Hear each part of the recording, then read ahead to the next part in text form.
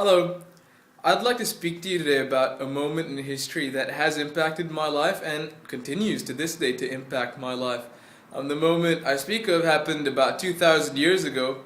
Most of you may be familiar with it. It is, in fact, the passion of our great God and Savior, Jesus Christ. Now, this event is amazing because the man was beaten, he was flogged, he was scourged, he was hated, he was discouraged. They made him carry his own cross until they drove nails into his hand and murdered him onto that cross.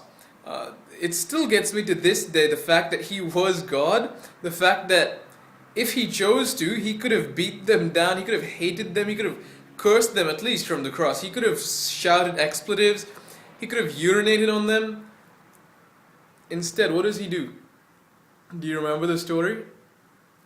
He says from the cross, "Father, forgive them, for they know not what they do." It was the perfect love until the point of death, even death on a cross.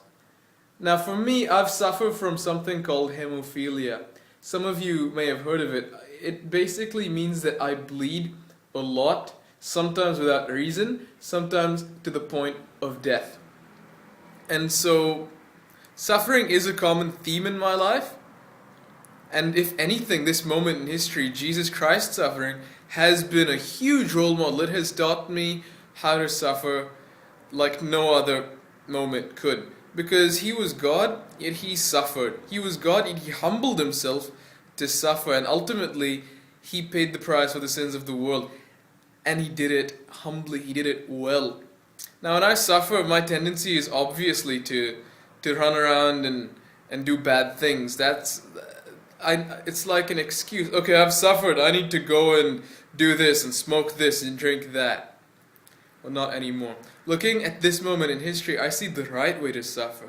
I see the way to suffer that is in fact loving of others and in service to people. And so that is a huge role model and continues to transform my thinking to this day. I hope that was helpful and I thank you for listening. Cheers.